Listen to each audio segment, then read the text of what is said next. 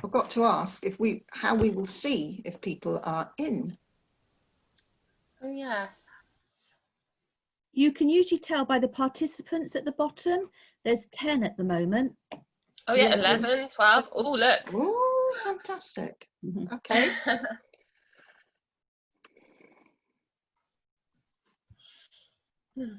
I like the background, Neil. It's different to yesterday. Yeah, I'm out of the dark. They've let me out of the cupboard. Yeah. Can see again. Yeah.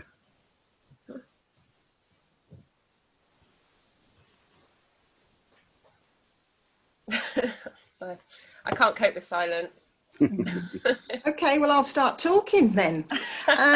Because even though we can't see you all out there, I get the impression from a list here that there's a number of you have already signed in and are waiting there for the start of our first webinar from the Carer Support Centre. So I just start to, we're expecting quite a few more, so I'm not going to issue too many instructions yet, because I'll only have to repeat myself many times. So I guess at the moment, I think all you can see is me, but there are several of us here on the panel, and we will appear on your screens as each of us speak to you in turn. But because I spoke first, I think I'm the one on the screen.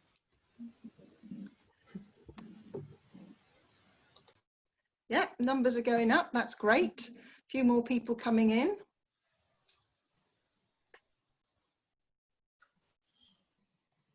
Yeah, I'm seeing some little comments coming up at the bottom as well. Just, Comments? Yeah. Oh, fab. Yeah, I shall look at things. Just chat. people saying I can see people. I can see you all on my phone. I can see 4 people. Oh, well, there we go. That's fine. Well, now you can see only 3 because one's disappeared.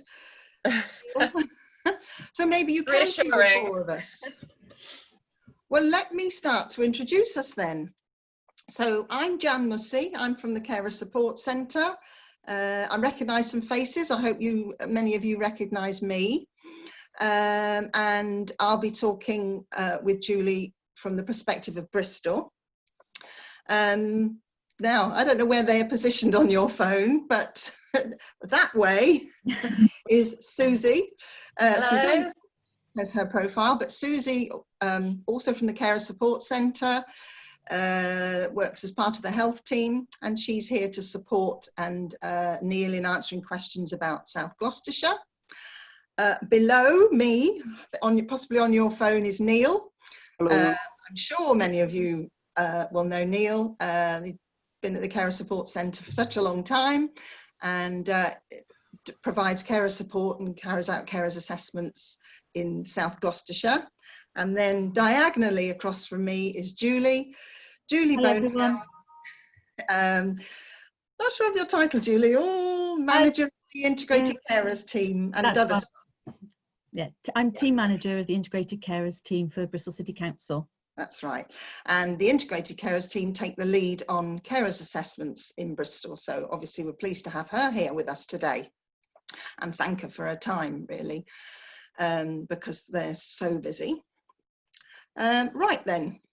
Yeah, I'm wondering if we've reached the peak of people joining us. Perhaps we'll just give it one more minute before I start. Chat, hello everyone, I'm in South Gloss. Yeah, great, we're seeing the chats. And we also will encourage you to ask your questions in the Q&A. I'm sure you're mostly familiar with this Zoom system, but if you wiggle your cursor or your mouse, a range of options come along across the bottom. Chat is lovely to have the odd comment.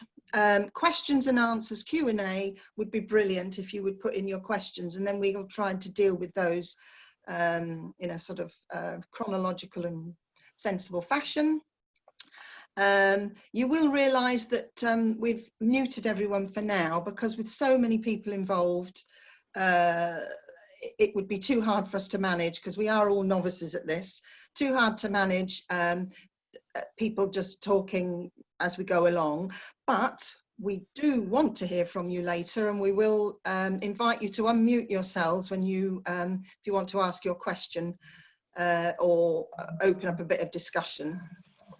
So there's all sorts of pinging going on. I think that's because there's a question coming already. And we did have some questions in advance, and we are hoping to answer as many as possible.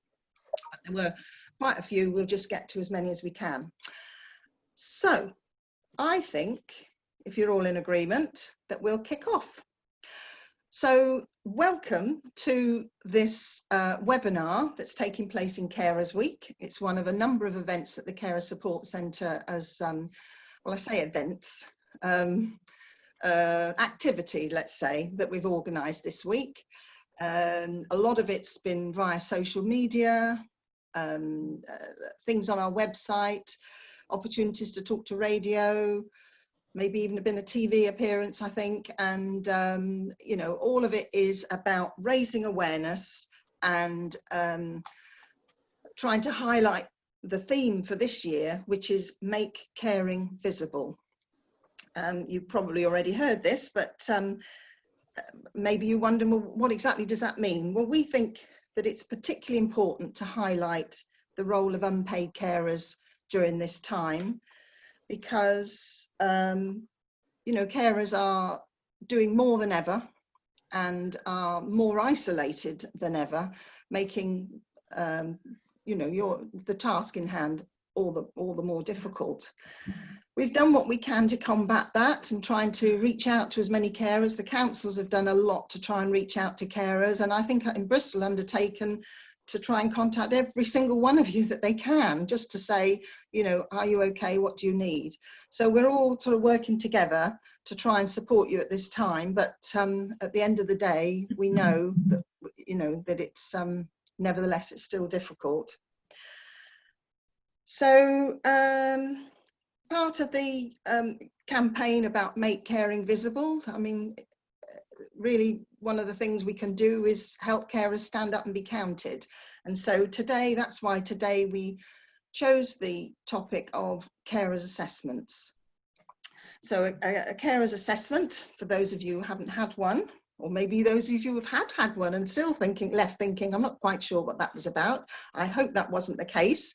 But what a carers assessment should be is a conversation with someone who's been appointed by the local authority, because the duty to make sure they happen comes from the local authority, but they may well commission or outsource or appoint someone else that they recognise as having the training and the experience to carry them out, to find out about your caring role and how it impacts on you, and to help identify sources of support, anything that could make life easier for you.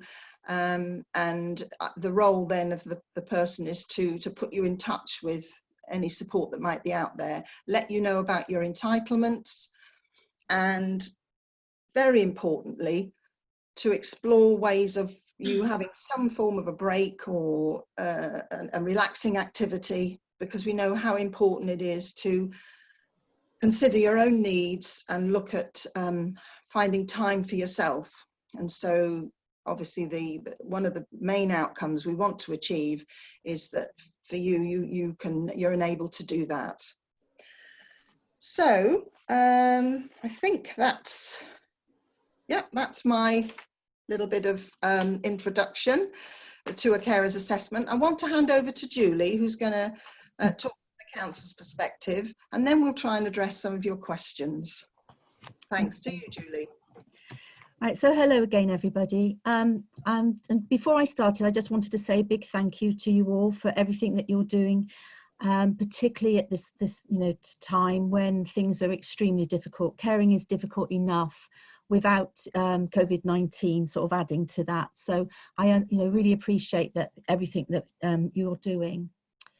So we recognise, as you know, that caring can be a full-time job. And so that breaks are vital, to ensure the carer's well-being and quality of life. carers can access the assessment process helps carers to access the support to take a break, and a break can come in various ways.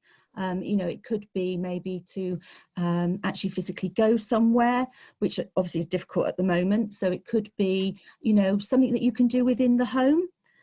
So when you are in Bristol, what actually happens with a carer's assessment, it's possible that there's 3 different ways that an assessment can happen.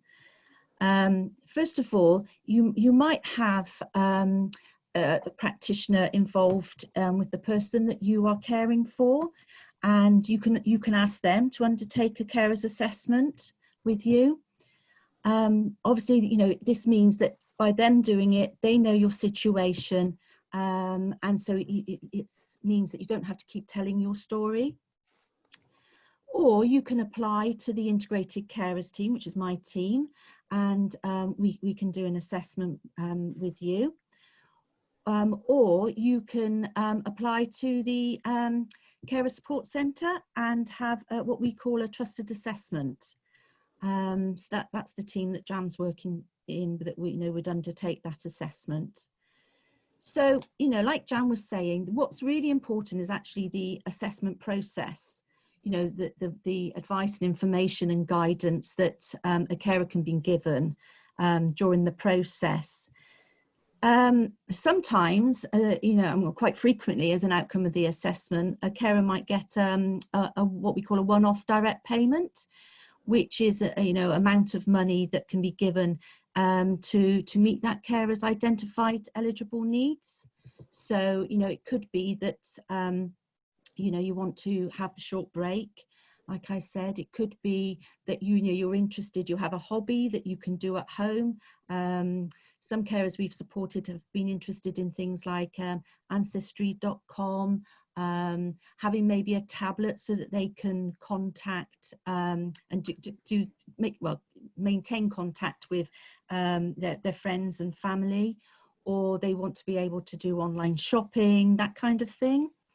Or it could be that, you know, especially with the nice weather that we've been having, not so much today, but, you know, it might be that they would enjoy time out in their garden. So sometimes we've provided, you know, a small amount of money for them to purchase some equipment for the garden. So these are just, you know, a few examples of the sorts of things, you know, that a carer might be able to purchase with their direct payment. Sometimes, though, if the caring role is particularly difficult, we might actually commission a sitting service for them. Now, if you feel that that's something that you need to make sure that you have a regular break from your caring role, then that would have to be either my team or an involved practitioner who would undertake a full carer's assessment. So going into a little bit more detail about the caring role that you undertake. So as I mentioned, there is eligibility criteria, which is set down by the Care Act, which we work towards. So, you know, that is something important that, you know, we follow through. So you would need to have carers' needs that arise from a consequence of providing necessary care with the adult services, obviously for an adult. And the local authority have a responsibility to consider whether the carer's physical or mental health is deteriorating or at risk of doing so, or whether the carer is unable to achieve certain outcomes, such as caring for a child or maintaining a habitable home, those kinds of things. And then finally, as a consequence, there is or likely to be a significant impact on the carer's well-being, including their personal dignity or physical mental health or emotional well-being deteriorating. So, you know, that is the eligibility criteria that we have to apply because of the Care Act. And, you know, some of you might ask, well, now, why at the moment with COVID-19, you know, is it still worthwhile having an assessment? And, you know, I would like to say that, yeah, it's business as usual for all of us in the carers team with the trusted assessors. We are undertaking phone assessments rather than home visits. unless it's absolutely essential, then we would undertake a home visit. And if we had to, we would follow public health guidance around, you know, what PPE equipment we would need to wear to ensure our own and everybody else's safety. So yes, you know, that's more or less, you know, what we do in Bristol. So yeah. Okay. See if we've got any questions. Well, I think there's a question in question and answer there, which is actually managing behaviour, which is, well, yeah, the thing is, with all the stresses and strains that you must be facing at the moment, it is hard to stay calm and to stay sort of rational and calm all the time. And obviously, without knowing the situation, I don't think we're going to be able to come up with anything that you haven't already thought of trying there. But only to say that, you know, the carers assessment is an opportunity to talk this through, and for the person who's carrying out the assessment with you to find out a bit more. Maybe would have some pointers or could put you in contact with someone who can support you with that issue. Yeah, I mean, all roads lead back to that carers assessment. If, you know, if it's done well, and you know, if we can identify some source of support, then that's, you know, just the sort of thing that you could get help with, I think. I also want to pick up on a comment that someone's made. It's not exactly a question, but they said they hadn't been contacted by Bristol City Council yet, or at all. Julie, what could you tell us about that? Well, this is a work in progress, really, because as you can imagine, there are a lot of carers that are known to Bristol City Council. So we are making our way through the list of people that are known to us. And we are, you know, calling them to check how things are with them, to give them the hotline number, if it's a COVID-related problem that they might come across, make sure they know about Care Direct and how to contact them. And if necessary, you know, from that, it might be that a carers assessment happens. The other thing that's happening this week is a letter is going out. So it might be that you haven't received a letter yet because, you know, I think that it will be done on a gradual basis, you know, because there's so many that need to go out. So hopefully you will, you know, you will get a letter in due course. But, you know, again, it's not at all the carers in Bristol, because we just couldn't, we don't know everybody, but it's those that are known to my team that will have received or will be receiving a letter. And then we will gradually be working our way through, you know, starting with those that we feel are really at risk of carer breakdown, or, you know, and gradually trying to contact everybody. But as you can imagine, trying to do that alongside business as usual, you know, it will take some time. If I could just add to that, you know, don't feel you need to wait for that phone call. You know, if you're struggling and you think there's anything we can do to help, then please do contact our carers line. I think it's probably easiest to say carers line at the Carer Support Centre. If you're feeling that the help's got to come from the council, we can always facilitate that link. But I mean, if you prefer to go straight to the council, of course, they have their duty desk. Both of the councils have a customer service point or a duty desk, or carers line, which you can access online with the carers line at carersupportcentre.org email, or the number, which if you don't know off by heart, you should, 0117 965 2200. I want to pick up on a question about can you change your mind if you change your mind about what you want to spend the money on? Can you do that? Again, can I pass that to you, Julie? Yeah, that's fine. Yes, you can. Obviously, it's usually the outcome is following a discussion with whoever's undertaking the assessment and yourself as a carer about, you know, what you think would be the best way to support you. And sometimes people, you know, like you say, think of something afterwards. So if you find that you're in that situation, you know, just give us a phone call at the integrated carers team, and you know, just let us know, and we can, you know, make a note of that.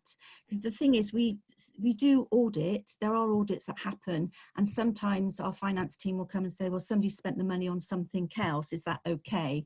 But you know, in order to avoid any confusion, if you can just give us a call, then we can you know, make sure that we you know, make a note of it, and that'll be fine. Okay, thank you. I'm just looking back at, because we've got some more time, just another question from one of the ones that were put forward when people registered.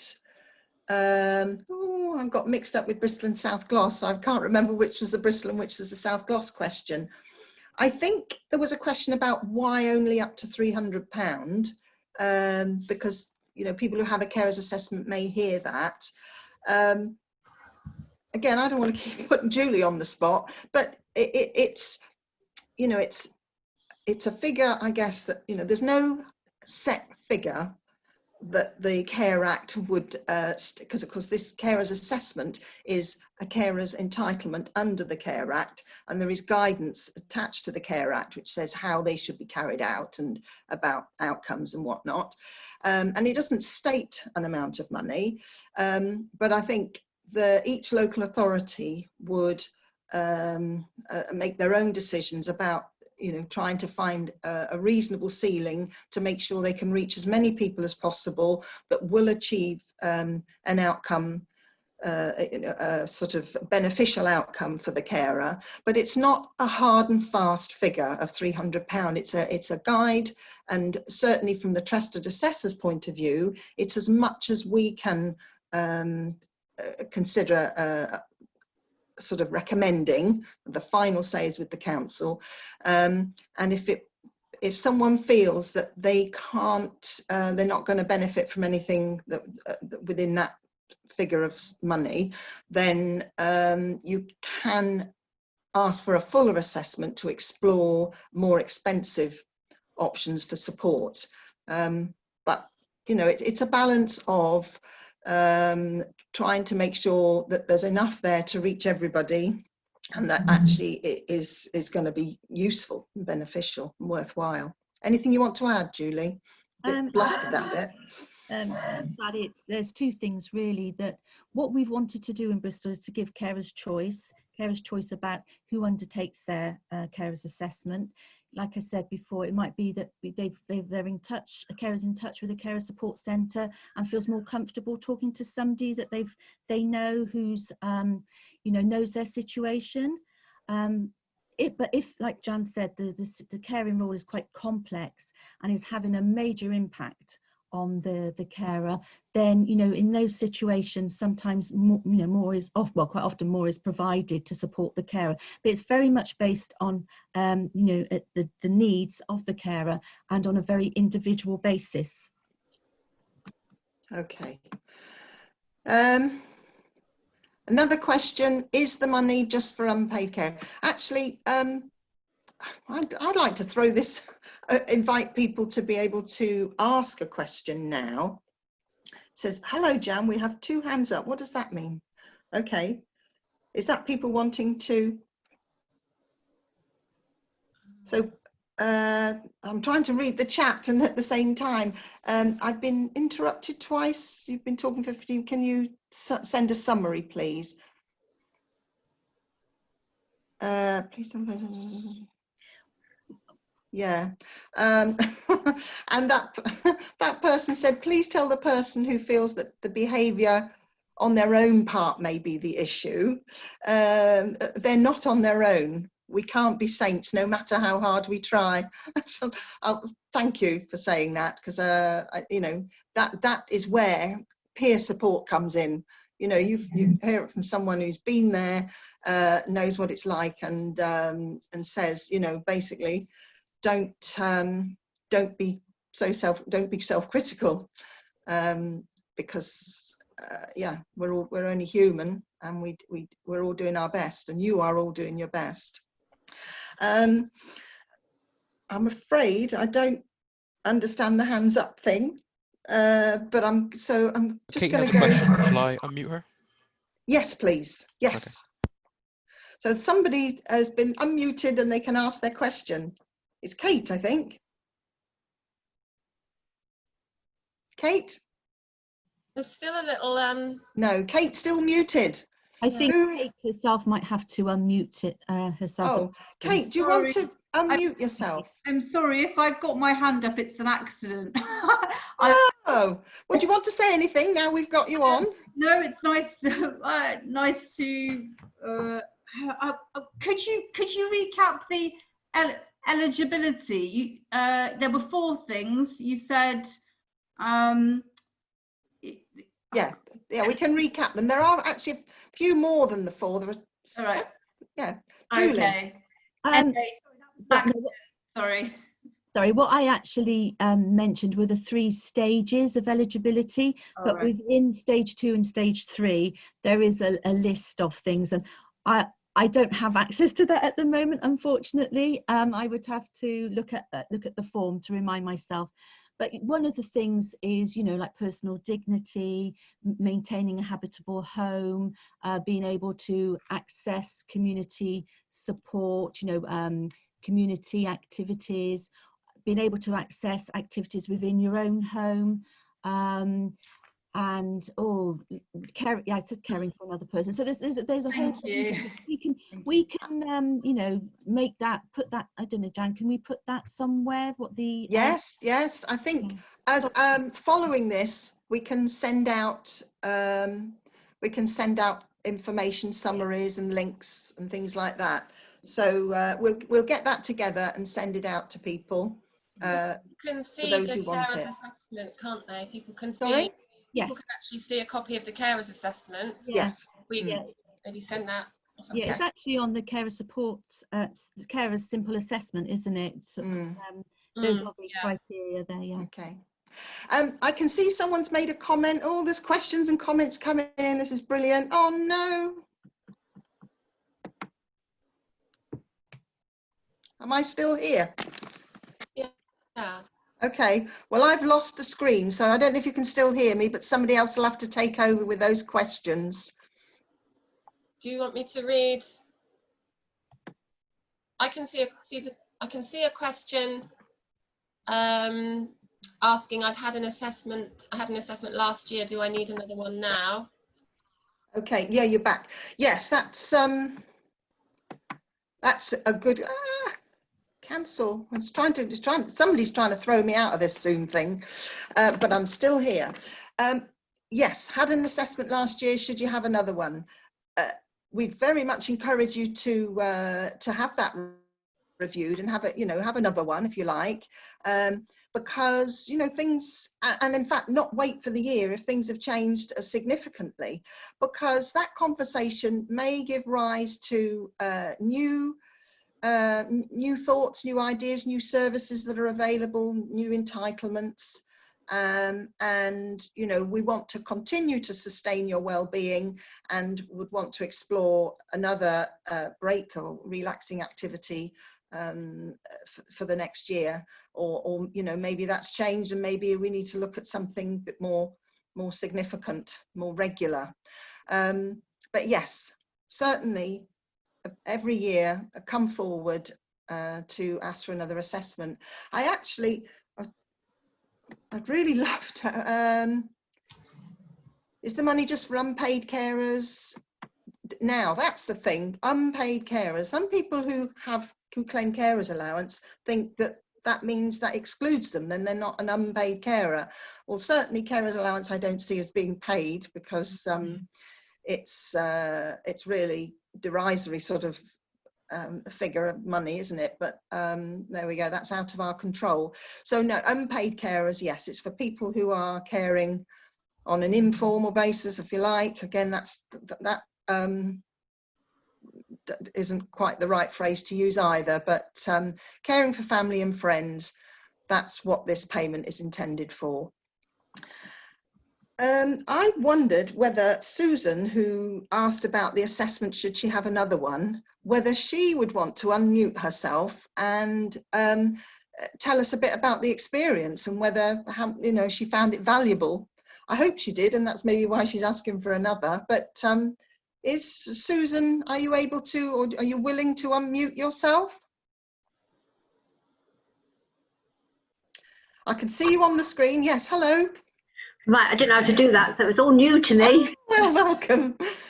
Yes, I found it very, very beneficial. My circumstances has changed because I've lost my mum since, but I still care for my sister who's got mental health issues. Right. So I would benefit for another assessment, and I will get that arranged. Oh, But good. It gave me the money. I was able to go and buy some plants for the garden and into my garden, and it was a great help. So yes, I really do think it was a great help, and people should do it. So right, thank you. It's very easy to do, and I didn't find no problems. I had a lot of help, and it was really good. Right, So, excellent. No, So thank you for answering that anyway. Thank you. yeah, come forward. Thank you for speaking. Thank you. Bye bye. Okay. I don't think we've got any other. Is there any other questions we've not? Unpaid carers. Oh my goodness, someone sent 3 questions in one. You're just trying to test us, aren't you? Carers allowance is assessment for people who provide free care only. Can I do an assessment privately without provide all the care under the rules? Oh my goodness. Yeah, because they're quickly, I'm not quite sure I understood the first bit. The second bit I can answer. Can I do the assessment privately without the person you care for? Actually, I think we'd encourage that because you do need to speak openly and frankly and know that, you know, certainly with all of us, really, you know, you're not going to be judged for being completely open about how you feel. And sometimes, you know, people need to say, you know, that they find it too much at times, and that's not easy to say in front of the person you care for.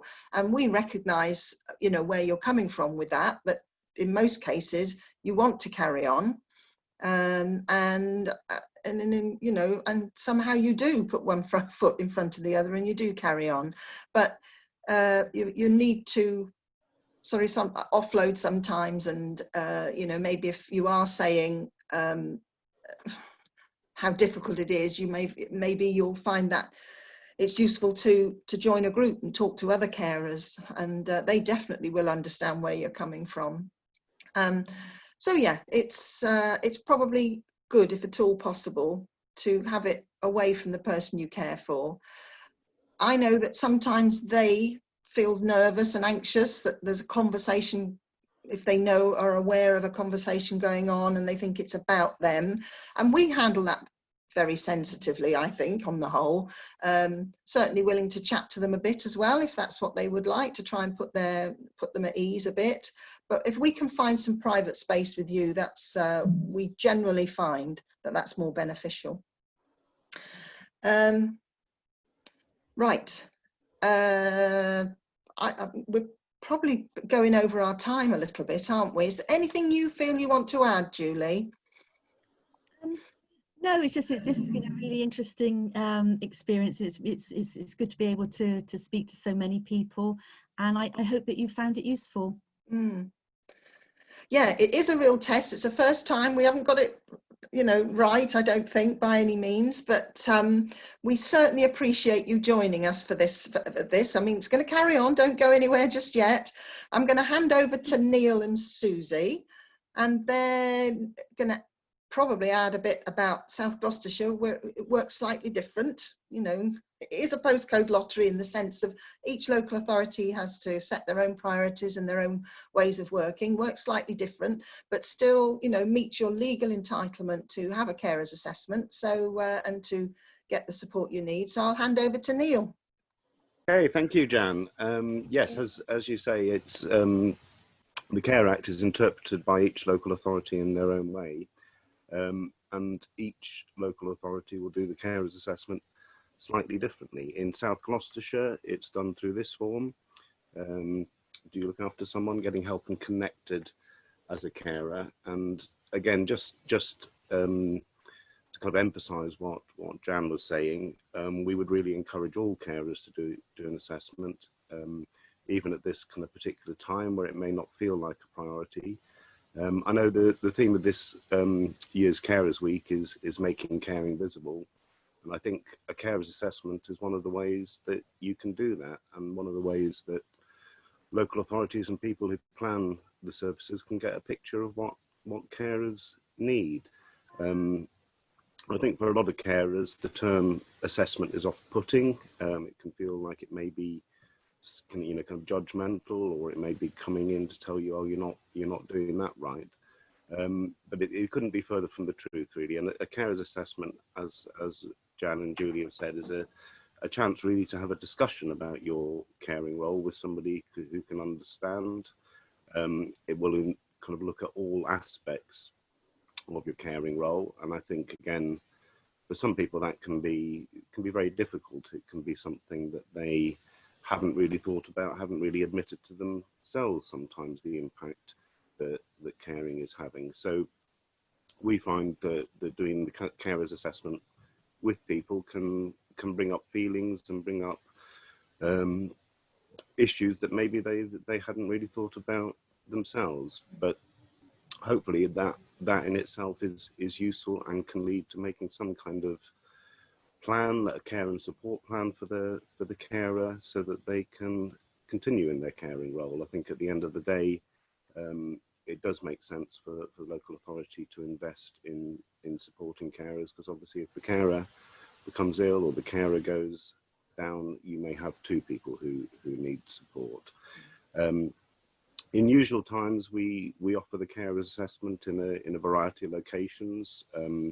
So we used to do a lot of home visits. We used to meet people in GP surgeries, in the one-stop shops in South Gloucestershire. We've obviously had to change how we're doing that. So all the assessments now are carried out by telephone, and we're finding that there are different ways in which we can do the assessment with people over the phone. So some people are quite happy to be sent a link to the form or a copy of the form, and then some guidance. We have some guidance in South Gloucestershire for people who may want to self-complete the form. So some people are quite happy to have that discussion, have the guidance, and maybe self-complete the form and return it to us, and then we can have a conversation with them before passing it on to the council. Other people may prefer to be taken through the form, question by question on the phone. Sometimes that may involve one or two phone calls, but usually we get there in the end, and hopefully, again, it's a chance to have that discussion with somebody about your situation, and look at the support that might be available. With the South Gloucestershire form, there's a lot of information in there, about organisations that you can contact, where you can go for help with kind of practical things, where you can go for help with emotional support, financial support, all of those kind of things. So just on that very basic level of just getting the information you need about what your rights are and where you can go to access those rights, the assessment is really useful. And one of the outcomes, again, as Jan mentioned, we were what's called a trusted assessor for the council. So that means that we can put a recommendation through to the council about the outcome of the assessment. So in a lot of cases in South Gloucestershire, as I suppose a lot of people will know anyway, the outcome, if you're eligible, is a £200 payment from the council. And again, that's for you to put towards having a break or something that improves your own well-being, something that gets you to think about yourself. Because again, I think a lot of time carers are so focused on the person that they look after and providing support for them that thinking about themselves becomes secondary. It may even, a lot of carers say they feel they've almost lost themselves. And I think having that recognised and being able to put some money towards something you're interested in, something that you enjoy doing, it can help you get a little bit of that back. So yeah, in South Gloucestershire, the payment is usually £200 if you're eligible. But again, I think that's not really the main, what we would see as the main purpose of the assessment. I know some people do approach us and say, you know, I hear we can fill in a form and get £200, and we have to kind of say that's not really how it works. You can have the assessment. One of the outcomes may be that payment, but there may be a lot of other more useful and long-lasting outcomes that come out of it. So an assessment might, for example, identify that you're not claiming the right amount of benefits, or the person that you're caring for should be entitled to some other benefits. And it may also lead to services being put in place for the person that you care for, if that's something that you want and that they're in agreement with and consent to. So it may lead to a review of the care package the person you're caring for gets, or if they're not getting a care package, it might lead to a needs assessment or an occupational therapy assessment for them that could make life easier for you. In some more complex cases, the council may do kind of a further social work intervention with the carer to explore options for support. Sometimes the caring situations can be very difficult. It may be that the person that's being cared for is resistant to outside support, and that can put a lot more pressure and strain on the carer, and sometimes the person who's being cared for doesn't really realise that that's what they're doing, but it can leave the carer feeling very trapped. So sometimes in those situations, it may be the social work practitioner would then get in touch to discuss things with the carer and look at if there are any ways of introducing some support or some help that isn't perceived as a threat for the cared for person. So yeah, we would encourage carers to contact us to discuss the assessment and explore different ways of doing that. As I say, we can do things over the phone, we can do things online. We're finding new ways in this funny new world to deliver the services and hopefully help carers. We're finding most people really bar you just having that conversation with somebody, if nothing else, and even if it's over the phone, I think that's better than nothing. In terms of the outcomes of the assessment, we pass them on to the council, and as Julie explained, they have their eligibility criteria, so it looks at the impact on different aspects of the carer's life, and looks at kind of solutions for them. So the other kind of thing to maybe talk about in South Gloucestershire is that you are entitled to a review of your carer's assessment. This is the form for that. It's an orange one. Now the council do send those out when the review is due. So based on when you had your previous assessment and when it was processed, they will send the forms out. Sometimes that leads to a little bit of a lag, because the assessment may be processed sometime after the actual assessment was completed. So we would encourage carers to keep an eye on maybe when their assessment was. So if they're coming up to a year from that, they can get in touch with us, and we can make sure that the forms go out and that the assessment's done in a timely manner, because we don't want things to slip too much. I think also the point that Jan made is that if things do change markedly in your caring situation, if you're finding things a lot more stressful, or the person you're caring for, maybe there's been a change in their condition, then you can ask for a review before that year is up. So I think that's the key things I'd like to say about carers assessments in South Gloucestershire. Hopefully there's something that lead to you having some kind of plan to go forward and carry on caring. What's called the care and support plan is part and parcel of what comes out of the carers assessment. Now that may sound very grand, but it may be as little as carers making some changes in their own life, making some time for themselves once a day, maybe saying that they're going to go out for for a walk for an hour, and that's going to be their break during the day. Or it might be about addressing kind of bigger changes in the caring situation. It might be looking at something like exploring respite care, or even in some cases it may be an opportunity to look at how people step away from a caring role, and look at kind of other support for the person they care for. So that may be around somebody going into full-time care, or if they're caring for a disabled child, it might be about them kind of moving towards independent living. So the carers assessment can be a starting point for some quite major changes in your life, or it might just be about looking at little things that can make a difference and can mean that you can carry on caring.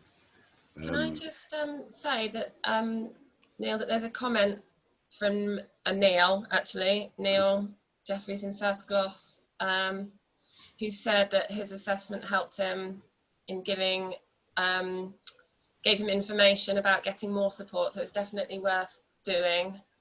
Yeah. Actually, there have been a couple of, sorry to interrupt, there has been a couple of comments about the value of the carers assessments. We appreciate that.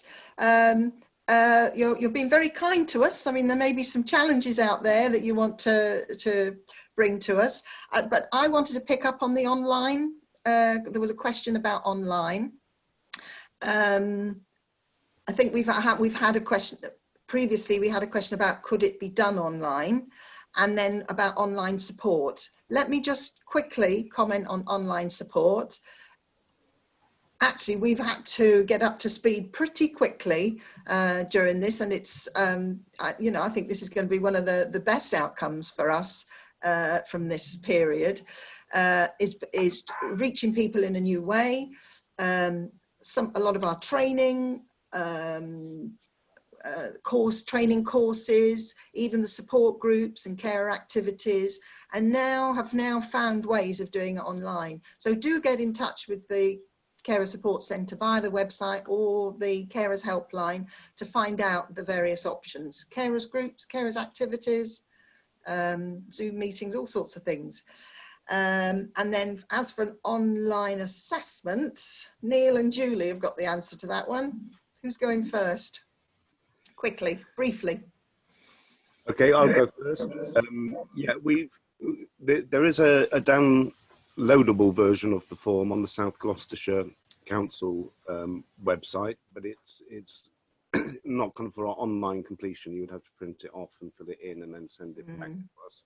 We have developed an electronic version, a Word document that we can send to people that they can complete and get back to us. A couple of carers I've done that with recently, and that seemed to work quite smoothly. As I say, we've also got some guidance we can provide to carers to help kind of navigate the questions.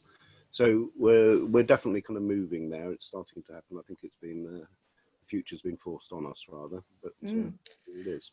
Thanks. And Julie? Yeah, in Bristol it's the same. On Bristol City Council website, you can download the Carer Simple assessment form to complete and then return to us by either email or by post. Again, this is something that we would like to have. It's a really good idea about having an online form, and that's something that we're working towards, but we're not there yet.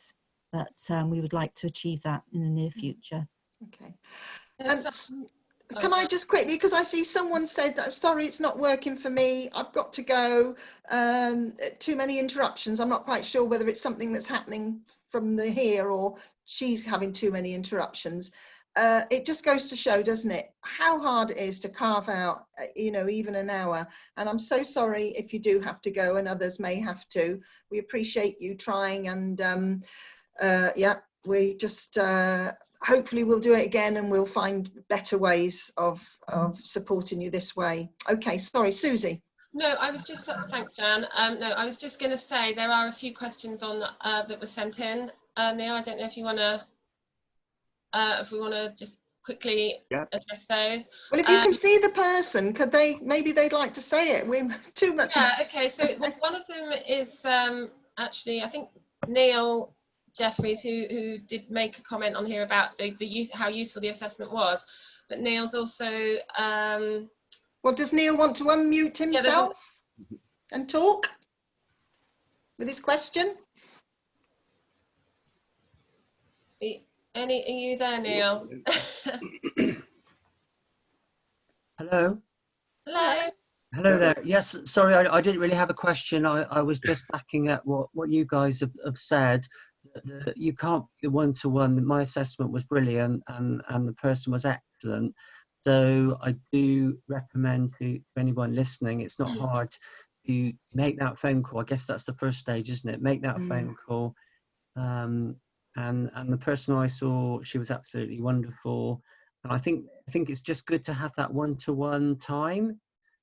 So that was a great help to me, and I managed to get help with council tax and lots of different areas which I didn't realise existed. Wow. So just try and make that phone call, and I'm sure a lot of people will benefit from that. So Right, thank you. Unmute. Thank you. Thank you. Okay. Can I just add as well? And I think we've had a few questions actually just around the confusion. I think about, and Jan, I think you addressed this a little bit, but around the carers, the payment, the direct payment from the local authority that comes from a carers assessment, carers allowance, that is obviously a different payment and comes through an assessment, it's a state benefit. And then also the disability benefits for the person being cared for, and how having a carer's assessment might impact on the person's benefits, might impact on their existing benefit. You know, there's just just some clarity around that. Well, first of all, that person with the 3 questions that I wasn't, because it was, they were all too close together. I couldn't read them and talk at the same time. I've tried to now, while the others were talking, I've tried to type answers to that. So I hope that you had a typed, adequate typed response. Let us know if not. What was the other thing about? Sorry, what was? So well, there's a the effect on other benefits. Yeah, and I think so. So there's a question around. Well, there was one question. The person I'm caring for has now been approved for DLA. Does that mean I can now apply for carers allowance? So yes.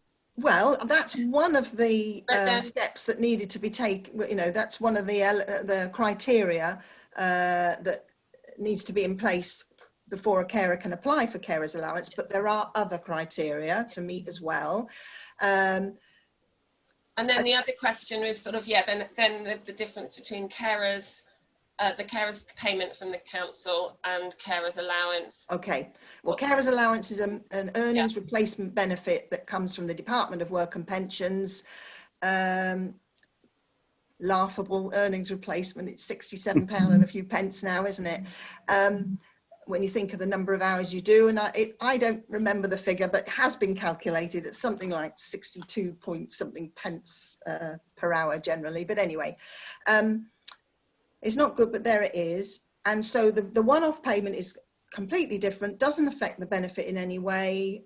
So they're totally unrelated in terms of any impact on each other. They're quite different things. The one-off payment is the council's way of supporting you as a carer. The carer's allowance is a benefit entitlement for some carers. But as I said, and I'm happy to discuss this with individuals, but I don't want to go into the carer's allowance rules now because there's so many exceptions to the rule, you know, and exceptions to the rule. So I can't really go there. The person who said, well, will it affect the person I care for, their benefit? It is possible. It doesn't happen in many cases. So don't let that put you off finding out. I don't mean applying, because we want to double check that, but don't be put off, because it's not very often that the other person's benefit will be affected. And if you're living with them, it's highly unlikely. So call carers line, happy to talk that through with you. There are lots of benefit specialist agencies in Bristol and South Gloucestershire you can contact, or you can contact Carers Line. Get that checked, don't be put off, because yeah, the DLA is, or the PIP or whatever, is the first step. Right, stepping away, I'm talking too much. Who else wants to talk? We've had some hands up from people. I'm not quite sure what that means. Does that mean you're saying hi, because hi back, or are you wanting to speak? In which case, unmute yourself and speak.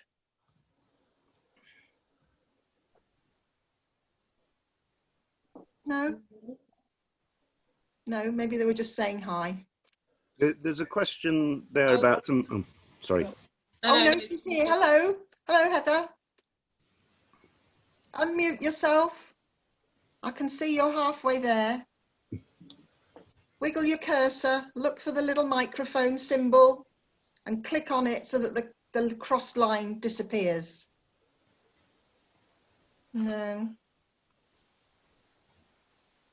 Heather, I know you can hear us, but we can't hear you yet. Oh yes, hello. You're unmuted. Speak.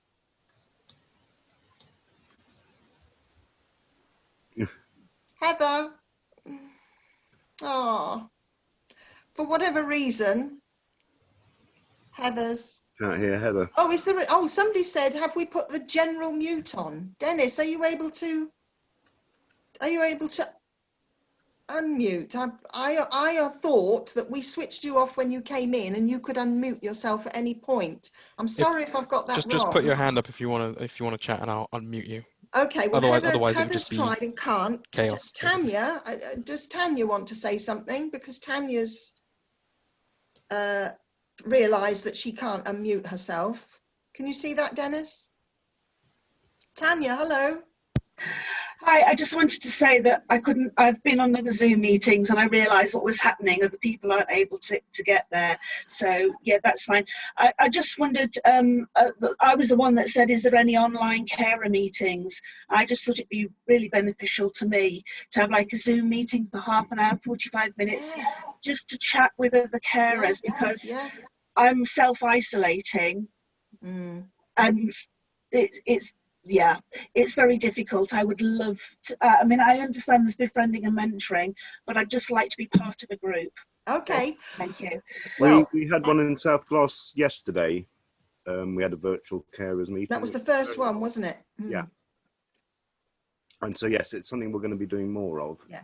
So, Tania, at the end of this, we will send out information about what we're doing, and I'm sure it's going to be the start of something brilliant.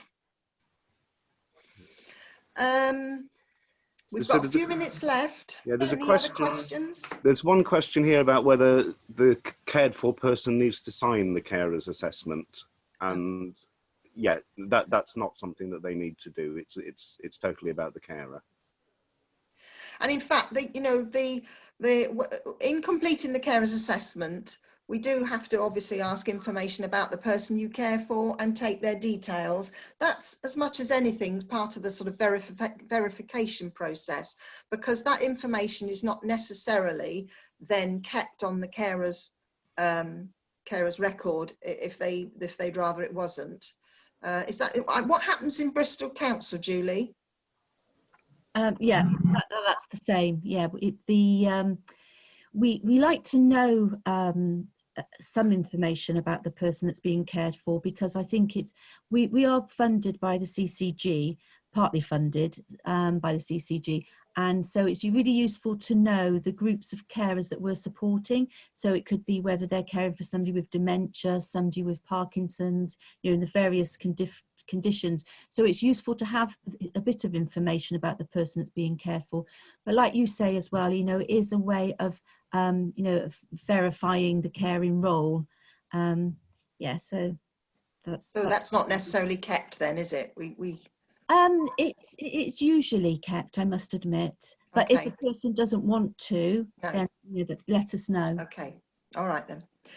There's just another question that's on the South Gloss questions that was sent in, just about respite and talking about the level of stress they're under caring at the moment and feeling like they're heading for breaking point. But what can they do? I think they feel you know, completely at a loss. I get a real sense of that from the question. And you know, is there really no way to get any respite? So I suppose it's a question of talking through the options, but I'll pass that over. And I know obviously respite is limited at the moment, it's depending on what type of respite is needed, but whether support can be provided in different ways. Yes, I think it's still worth having that conversation and looking at what can be put in place. I mean, I talked to a carer the other day whose husband has just gone into respite, so it still is happening. Yeah. If nothing else, you can explore the different options, and it depending on whether that person needs a needs assessment to look at the level of support that they're going to need, and depending on whether they're going to be self-funding or not, there are different options you can go down, and the sooner you start the process, the yeah. Can I just come in with a little bit of reassurance, possibly? I've certainly heard from carers about agencies that have been able to increase the support they provide.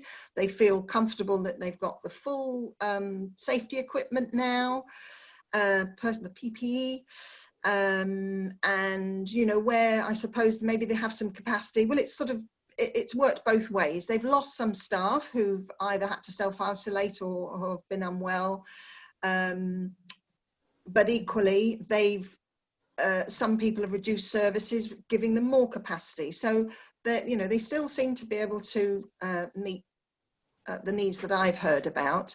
And as for the care homes, you know, not all care homes have been affected by COVID-19. I know we hear a lot about the number of cases and deaths, sadly, but not all care homes are affected. And they all now have the PPE and very rigorous testing and sort of safety procedures, health and safety procedures to protect residents. And so some of them are still offering respite. Okay.